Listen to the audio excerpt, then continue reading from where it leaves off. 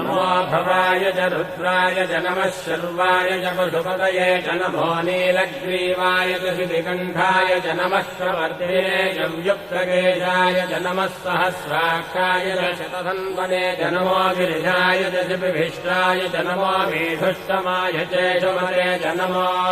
ह्रस्वाय च वामनाय च नमो बृहते च वर्षीयते च नमो वृद्धाय च संवृद्धने च नमो अग्र्याय च प्रथमाय च नमो आशवे चाजिराय च नमः शीघ्रियाय च शीघ्राय च नमः ऊन्याय चावस्रन्याय च नमः स्रोतस्याय च द्वीत्याय च